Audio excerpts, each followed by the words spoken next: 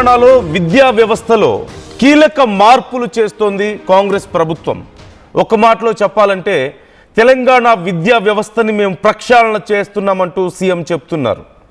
దీంట్లో భాగంగా ఇకపై 10th పరీక్షలు ఉండవు అంటూ రేవంత్ చెప్పారు. నర్సరీ నుంచి 12వ తరగతి వరకు ఒకే విధానం అమలు చేస్తామన్నారు. 12వ తరగతిలోనే బోర్డు పరీక్షలు ఉండాలి అంటూ కూడా చెప్పారు. అలాగే ఈ విధానంలో ఇంటర్ బోర్డు ఎస్ఎస్సి బోర్డులు విలీనం చేయబోతున్నారంటున్నారు. దీంతో 10వ తరగతి బోర్డు పరీక్షలు రద్దు కాబోతున్నాయి. విద్యా వ్యవస్థలో మార్పులపై ఒక కమిటీని ఏర్పాటు చేస్తామంటూ కూడా చెప్తున్నారు. కమిటీ సిఫార్సులు వచ్చిన తర్వాత కమిటీ తెలంగాణలో ఉన్న విద్యా వ్యవస్థని పూర్తిగా అధ్యయనం చేస్తారు. మన దేశంలో ఇతర రాష్ట్రాల్లో అమలు చేస్తున్నటువంటి విద్యా వ్యవస్థలు, అలాగే ప్రపంచంలో అత్యున్నత విద్యా వ్యవస్థలు ఎక్కడున్నాయో చూసి వాటిని కూడా పూర్తి స్థాయిలో పరిశీలించిన తర్వాత ఒక నివేదిక వస్తుంది. ఆ నివేదిక ఆధారంగా మేము విద్యా వ్యవస్థని ప్రక్షాళన చేయబోతున్నాం అంటున్నారు. కానీ 10th క్లాస్ పరీక్షలు ఇక ఉండవు అని చెప్తూ ఒక నిర్ణయానికి వచ్చినట్లుగా కనపడుతుంది. దీన్ని నెక్స్ట్ ఇయర్ నుంచే అమలు చేయబోతున్నారు అంటూ సమాచారం అందుతోంది. ఇది ఖచ్చితంగా పిల్లలకి ఒక పెద్ద రిలీఫ్ అనే చెప్పాలి. మొదట్లో 7వ తరగతి కూడా పబ్లిక్ ఎగ్జామ్స్ ఉండేవి, మనందరికీ తెలుసు. ఆ తర్వాత నిదానంగా పబ్లిక్ ఎగ్జామ్స్ పోయాయి 7వ తరగతికి. ఇప్పుడు 10th క్లాస్ ఎగ్జామ్స్ కూడా తీసివేసే ఆలోచనలో తెలంగాణ ప్రభుత్వం ఉంది. 7వ తరగతి పబ్లిక్ ఎగ్జామ్స్ పోవడంతో చాలా వరకు రిలీఫ్ వచ్చింది పిల్లలకి. ఇప్పుడు 10th క్లాస్ ఎగ్జామ్స్ కూడా తీసేస్తామని చెప్పడంతో ఇది ఖచ్చితంగా 10వ తరగతికి వస్తున్నటువంటి విద్యార్థులకు ఒక పెద్ద గుడ్ న్యూస్ అనే చెప్పాలి.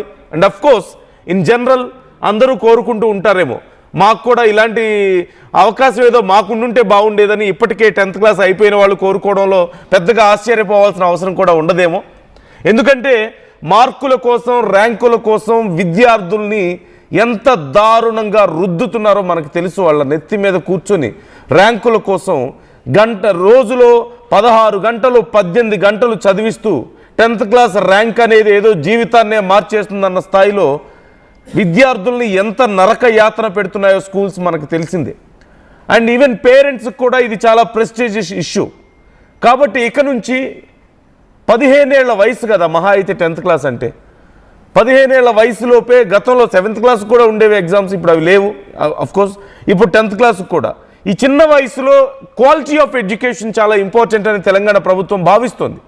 ఖచ్చితంగా ఇది చాలా కీలక నిర్ణయంగా ఉండబోతోంది అనడంలో ఎలాంటి సందేహం లేదు.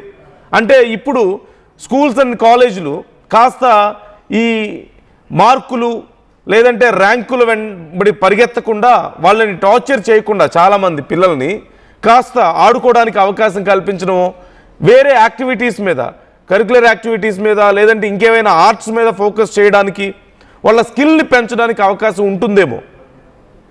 మధు జాయిన్ అవుతున్నారు. మా ప్రతినిధి మధుని అడిగి మరిన్ని డీటెయిల్స్ తెలుసుకుందాం. మధు, విద్యా వ్యవస్థని తెలంగాణలో పూర్తిగా మార్చబోతున్నాం అంటూ రేవంత్ రెడ్డి అంటున్నారు. ఇప్పుడు 10th క్లాస్ ఎగ్జామ్స్ అనేది ఖచ్చితంగా స్కూల్స్కి, పేరెంట్స్కి, విద్యార్థులకి చాలా ప్రెస్టీజియస్ అయిపోయింది. అండ్ దానికోసం పిల్లలు ఎంత బాధలు పడుతున్నారో మనం చూస్తున్నాం. సో ఎలాంటి మార్పులు ఉండబోతున్నాయి? 10th క్లాస్ ఎగ్జామ్స్ తీసివేయడం అనేది ఒక పెద్ద మార్పు ఖచ్చితంగా. దీంతోపాటు ఇంకా ఎలాంటి మార్పులు ఉండే అవకాశం ఉంది? కమిటీ నివేదిక ఎప్పటిలోపు వస్తుంది? నెక్స్ట్ ఇయర్ నుంచి అమలు చేస్తామని చెప్తున్నారు కదా. ఎగ్జాక్ట్లీ, ఆ విద్యా కమిషన్ నివేదికనే ఫైనల్ కాదు అంటూ ముఖ్యమంత్రి మాట్లాడారు. స్విచ్చార్ట్తో విద్యా వ్యవస్థలో సమూలంగా మార్పులు తీసుకురాబోతున్నాం అనేటువంటి స్టేట్మెంట్ చేశారు. జనరల్ గా జాతీయ స్థాయిలో నేషనల్ లెవెల్లో +2 విధానం అమల్లో ఉంది కాబట్టి దాన్ని అమలు చేసేటువంటి విధంగా జాతీయ స్థాయి అధ్యయనం జరుగుతూ ఉంది. రాష్ట్రంలో కూడా విద్యా వ్యవస్థలో సమూలమైనటువంటి మార్పులు చేపట్టబోతూ ఉన్నాం. ఇక ఫ్యూచర్ లో వచ్చేటువంటి దాంట్లో ఎస్ఎస్సి బోర్డు లేనట్టే అనేటువంటిది చాలా స్పష్టంగా చెప్పారు. 10వ తరగతి పరీక్షలే ఉండవు అనేటువంటి అంశాన్ని ఆయన క్లారిటీ ఇస్తున్నటువంటి చిట్చాట్లు బాగా చెప్పే ప్రయత్నం చేశారు. దాంట్లో విద్యా వ్యవస్థ పైన, మార్పుల పైన ఒక కమిటీ అధ్యయనం చేస్తూ ఉంది. వాళ్ళు ఇచ్చేటువంటి నివేదిక ద్వారా వివిధ విద్యా వ్యవస్థలో మార్పులపై అధ్యయనం చేస్తూ ఉంది. కాకపోతే ఎడ్యుకేషన్ కమిషన్ నివేదిక ఫైనల్ కాదు. మాది ఒక వెల్ఫేర్ అండ్ డెవలప్మెంట్ ఒక ఆలోచనతో ముందుకు పోతా ఉన్నాం. సో బడ్జెట్ కూడా అలాగే ఉంది కాబట్టి వెల్ఫేర్ డెవలప్మెంట్ కోసం బడ్జెట్ కు అనుకూలంగా విద్యా వ్యవస్థలో సమూలంగా మార్పులు చేసినటువంటి అవకాశం ఉందనేటువంటి స్టేట్మెంట్ చేశారు. అనేక అంశాలపైన మాట్లాడుతున్నారు. మధు, ఇది పిల్లలకి కాస్త రిలీఫ్ కోసం, అంటే పిల్లల కోసం తీసుకున్న నిర్ణయమా, విద్యార్థుల కోసమా, విద్యా వ్యవస్థలో ఈ ఒత్తిడి లేకుండా క్వాలిటీ ఆఫ్ ఎడ్యుకేషన్ పెంచడం కోసమా, లేకపోతే బడ్జెట్ అనేది కూడా ఒక ప్రధానమైనటువంటి కారణంగా చూడాలంటారా? ఎగ్జాక్ట్లీ బడ్జెట్ సమావేశాల సందర్భంగా క్లారిటీ ఇచ్చే ప్రయత్నం చేశారు. మాట్లాడుతున్న సందర్భం విద్యా విధానంలో కీలకమైనటువంటి మార్పులు తీసుకురావడానికి నిర్ణయం తీసుకున్నాము, ఒక కమిషన్ ఏర్పాటు చేస్తాము, అది ఒక నివేదిక ఇచ్చిన తర్వాత పూర్తిస్థాయి దర్యాప్తు దానిపైన దృష్టి పెడుతుంది ప్రభుత్వం. ఫ్యూచర్ లో ఎస్ఎస్సి పరీక్షలో ఉండేటువంటి అవకాశం ఉండకపోవచ్చు. 10th పరీక్షలు నర్సరీ నుంచి +2 వరకు, అంటే ఇంటర్మీడియట్ వరకు ఒకే విద్యా విధానం ఉండాలనేటువంటి ఆలోచనతో ప్రభుత్వం చేస్తా ఉంది. వచ్చే సంవత్సరం లోపలనే దీన్ని ఇంప్లిమెంట్ చేయడానికి పూర్తి స్థాయి ఒక ప్రణాళికాబద్ధంగా ముందుకు పోతాను, ఒక పద్ధతి ప్రకారమే జరుగుతోంది అంతా కూడా అనేటువంటి స్టేట్మెంట్ చేశారు. దీంతో పాటు ఇంకా కొన్ని పొలిటికల్ కామెంట్స్ కూడా ముఖ్యమంత్రి రేవంత్ రెడ్డి చేశారు. ఫోన్ ట్యాపింగ్ కి సంబంధించిన అంశంలో హరీష్ రావు తనకు తాను క్లీన్ చీట్ వచ్చిందంటూ హరీష్ రావు ప్రచారం చేసుకుంటున్నారు. పంజాగుట్టలో ఏదైతే కేసు ఫైల్ అయిందో దాంట్లో మాత్రమే ఆయనకు క్లీన్ చీట్ వచ్చింది. ఆ మొత్తం బీఆర్ఎస్ హయాంలో 6,000 ఫోన్లు ట్యాప్ అయ్యాయి, అది గుర్తించాలనేటువంటి స్టేట్మెంట్ చేశారు. దాని తర్వాత డ్రగ్స్ కి సంబంధించిన అంశంలో కూడా ముఖ్యమంత్రి చిట్చాట్ లో మెన్షన్ చేస్తూ డ్రగ్ అంశంలో ఇంత రాద్ధాంతం జరుగుతుంటే కనీసం బీజేపీ మాట్లాడడం లేదు, బీఆర్ఎస్ వాళ్ళని తిడితే బీజేపీ ఎందుకు మాట్లాడుతూ ఉంది, ఎమ్మెల్యేల అభిప్రాయం మేరకే ముఖ్యమంత్రిని ఎన్నుకుంటారు, నన్ను ముఖ్యమంత్రిగా గుర్తిస్తున్నటువంటి మంత్రులకు ధన్యవాదాలు అంటూ కూడా ఒక సెన్సేషన్ కామెంట్ చేశారు. అంటే ముఖ్యమంత్రిని ఇంకా మంత్రివర్గంలో కొంతమంది ముఖ్యమంత్రిగా గుర్తించడం లేదు అనేటువంటి మీడియా ప్రతినిధులు అడిగినటువంటి క్వశ్చన్ కి సమాధానం చెప్పారు ఆయన. మరి ఎవరు ఆ గుర్తించినటువంటి మంత్రులు, మరి గుర్తిస్తున్నటువంటి వారికి ఆయన ధన్యవాదాలను చెప్పినటువంటి పరిస్థితి ఉంది. గాంధీ మనవడు తుషార్ గాంధీకి సంబంధించినటువంటి విషయంలో కూడా ఆయన స్టేట్మెంట్ చేశారు. రీసెంట్ గా గాంధీ విగ్రహానికి సంబంధించినటువంటి గాంధీ సరోవర్ ప్రాజెక్ట్ ఏదైతే ఉందో దా విషయంలో ఇళ్లను కూల్చి విగ్రహం కట్టొద్దు, గాంధీ సిద్ధాంతాలకు విరుద్ధం అనేటువంటి స్టేట్మెంట్ తో ఆయన లేఖ రాశారు. కాబట్టి ఆయన కూడా ఒక పౌరుడే, ఆయన బీఆర్ఎస్ ట్రాప్ లో పడ్డాడనేటువంటి స్టేట్మెంట్ కూడా ముఖ్యమంత్రి చేశారు. సో నేను ఢిల్లీకి ఎన్నిసార్లు వెళ్ళానో లెక్కలు చెప్తా ఉన్నటువంటి వారు నేను ఢిల్లీకి వెళ్ళి ఎన్ని నిధులు తెచ్చానో కూడా చెప్పాలనేటువంటి ఒక స్టేట్మెంట్ చేశారు. సో మొత్తానికి ఇప్పటి వరకు 2014 నుంచి జూన్ 2 నుంచి ఇప్పటి వరకు కేటీఆర్, హరీష్ రావు ఏ విచారణ కోరినా అందుకు ప్రభుత్వం సిద్ధంగా ఉందంటూ ఒక స్టేట్మెంట్ చేశారు. సో ఈ రకంగా కాస్త ఆయన సెన్సేషన్ కామెంట్ చేసే ప్రయత్నం చేశారు. ప్రస్తుతం మాది వెల్ఫేర్ అండ్ డెవలప్మెంట్ బడ్జెట్ అంటూ సీఎం రేవంత్ రెడ్డి ఆయన స్టేట్మెంట్ చేశారు. Yeah right. Thank you Madhu, thanks for the details. మొత్తం మీద చాలా కీలక నిర్ణయాలు ఈ బడ్జెట్ దృష్టిలో పెట్టుకొని కూడా కొన్ని మార్పులు చేర్పులు చేస్తున్నట్లు కనపడుతుంది. అట్ ది సేమ్ టైం విద్యా వ్యవస్థ మీద చాలా ప్రధానంగా ఫోకస్ పెడతామని చెప్తున్నారు. ఇప్పుడు 10th క్లాస్ ఎగ్జామ్స్కి సంబంధించి చేసినటువంటి ప్రకటన ఒక సంచలనమైనటువంటి ప్రకటననే చెప్పాలి. అంటే ఒక రకంగా చెప్పాలంటే విద్యా వ్యవస్థలో ఇలాంటి ఒక మార్పు చాలా కీలకమైనటువంటి ప్రభావాన్ని చూపించే అవకాశం ఉంది. అలాగే మరికొన్ని అంశాలకు సంబంధించి డ్రగ్స్ కేసులకు సంబంధించి, ఇలా ఫోన్ ట్యాపింగ్ కేసులకు సంబంధించి, వీటికి సంబంధించి కూడా ఆయన కొంత సమాధానం చెప్పే ప్రయత్నం చేశారు కొన్ని ప్రశ్నలకి. అయితే విద్యా వ్యవస్థలో ఈ మార్పులు తీసుకురావడానికి తెలంగాణ ప్రభుత్వం ఒక కమిటీని వేయడం కానీ, పూర్తిగా ప్రక్షాళన చేస్తామని చెప్పడం కానీ, ఫస్ట్ క్లాస్ నుంచి +2 వరకు మొత్తం ఒకే వ్యవస్థని, ఒకే విధానాన్ని ఏర్పాటు చేస్తామని చెప్పడం, ఇలాంటి కొన్ని ఆలోచనలు మీకు ఎలా అనిపిస్తున్నాయి?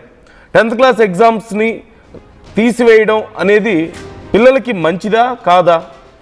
విద్యా వ్యవస్థలో ఎలాంటి ప్రభావం చూపిస్తుంది? దీని ప్రభావం ఎలా ఉండబోతుందని మీరు అనుకుంటున్నారు? అండ్ ఇప్పటికే కొంతమంది కామెంట్ చేస్తున్నారు, సుధాకర్ రెడ్డి కామెంట్ చేస్తున్నారు, చదువు బంద్ చేస్తున్నారు అని చెప్పి. అలాగే శ్రీనివాస్ కామెంట్ చేస్తున్నారు, పిల్లల చదువు నాశనం అని కామెంట్ చేస్తున్నారు. 10th క్లాస్ ఎగ్జామ్స్ లేకుండా పోవడం వల్ల పిల్లల చదువు ఎందుకు పాడైపోతుంది? 10th క్లాస్ ఎగ్జామ్స్కి రోజుకి 16 గంటలు 15 గంటలు పిల్లల్ని చదివించి వాళ్ళని టార్చర్ చేస్తే బాగా చదివినట్లా, బాగా చదువు వచ్చినట్లా, కేవలం మార్కులు వస్తేనే వాళ్ళకి బాగా చదువు వచ్చినట్లా? ఇలా కొన్ని ప్రశ్నలు ఎప్పటి నుంచో ఈ విషయంలో డిబేట్స్ నడుస్తూనే ఉన్నాయి కదా. అంత చిన్న వయసులో వాళ్ళని అంత ఇబ్బంది పెట్టకూడదు. ఇన్ఫ్యాక్ట్ ఈ ఎగ్జామ్స్ ప్రెషర్ వల్ల సరిగా రాయలేకపోతున్నాం, సరిగా చదవలేకపోతున్నామని బలవన్మరణాలకు పాల్పడుతున్న వాళ్ళు అనేక మంది ఉన్నారు. డిప్రెషన్లోకి వెళ్తున్న చిన్నపిల్లలు ఎంతో మంది ఉన్నారు. పేరెంట్స్ కూడా చాలామంది పిల్లల్ని ఇబ్బంది పెట్టి వాళ్ళు ఇబ్బంది పడుతున్న వాళ్ళు లేకపోలేదు. ఇక స్కూల్స్ ఎంత దారుణంగా ఈ విషయంలో బిహేవ్ చేస్తున్నాయో మనకు తెలియదేం కాదు. చిన్న పిల్లల్ని ర్యాంకుల కోసం నానా గందరగోళం చేస్తున్నాయి వాళ్ళతో. వాళ్ళ మీద మానసికంగా ఎంతో ప్రెషర్ పెడుతున్నారు. సో ఇవన్నీ లేకుండా పోతాయి. అండ్ ప్రశాంతంగా చదువు మీద ఫోకస్ చేసుకుంటూనే ఈ ఒత్తిడి లేకపోతే హ్యాపీగా మరికొన్ని ఆర్ట్స్ మీద ఫోకస్ చేయడానికి అవకాశం ఉంటుంది, వాళ్ళ స్కిల్స్ని డెవలప్ చేసుకోవడానికి అవకాశం ఉంటుంది. సరే మిగతావన్నీ చేస్తారో లేదో పక్కన పెడితే వాళ్ళకి ప్రెషర్ ఉండదు కదా. ఆ రకమైనటువంటి ఒక రకంగా సహజంగా ఒక పదాన్ని ఉపయోగిస్తుంటారు, రుద్దుతుంటారు అని చెప్పేసి అంటారు కదా. సో ఈ రుద్దుడు ఉండదు కదా, ఈ గందరగోళం ఉండదు కదా. Isn't it a good news for the students? మరి పేరెంట్స్ పరిస్థితి ఏంటి? సో మీ ఆలోచనలు ఎలా ఉన్నాయి ఈ విషయంలో? మీ అభిప్రాయాలు ఏంటి? పిల్లలకి ఇది మంచి విషయమా కాదా? అలాగే ఇది స్కూల్స్ అండ్ కాలేజెస్కి లేదంటే పేరెంట్స్కి ఎలాంటి ఇంపాక్ట్ ఉండే అవకాశం ఉందని మీరు అనుకుంటున్నారు? మీ అభిప్రాయాలు కూడా మాతో పంచుకునే ప్రయత్నం చేయండి, కామెంట్ చేయండి. మీకేమనిపిస్తుంది అనేది తెలియజేసే ప్రయత్నం చేయండి. ఒకవేళ చాలామంది ఇన్ఫ్యాక్ట్ ఖచ్చితంగా ఇలాంటి ఒక ఆలోచన ఉంటుంది, ఇది పిల్లలకి మాత్రమే తెలిసే ప్రజలు, పిల్లలకు ఖచ్చితంగా ఇది కొంత హ్యాపీ న్యూసే, వాళ్ళు ఇంకా ఫర్దర్గా స్కిల్స్ని డెవలప్ చేసుకోవడానికి అవకాశం ఉంటుంది. ఒక్కసారి మీ పిల్లల్ని అడిగి చూడండి ఎలా రియాక్ట్ అవుతారు వాళ్ళు. 10th క్లాస్ ఎగ్జామ్స్ ఇక ఉండవు. ఇప్పుడు 9th క్లాస్ నుంచి 10th క్లాస్కి ప్రమోట్ అయ్యే వాళ్ళు ఉంటారు కదా, వాళ్ళ దగ్గరికి వెళ్ళి ఒక్కసారి అడిగి చూడండి, మీకు 10th క్లాస్ పబ్లిక్ ఎగ్జామ్స్ లేవు అని చెప్పి ఒక్కసారి చెప్పి చూడండి వాళ్ళ రియాక్షన్ ఎలా ఉంటుందో. లేదంటే జస్ట్ 10th క్లాస్ అయిపోయిన వాళ్ళు ఒకసారి అడిగి చూడండి, నెక్స్ట్ ఇయర్ నుంచి 10th క్లాస్ ఎగ్జామ్స్ ఇక లేవట, అంతా నార్మల్గా ఉండబోతుంది, నార్మల్ ఈ పబ్లిక్ ఎగ్జామ్స్ ఉండవట అని ఒకసారి చెప్పి చూడండి వాళ్ళ రియాక్షన్ ఎలా ఉంటుందో. కామెంట్ చేసే ప్రయత్నం చేయండి మీ అభిప్రాయాలను.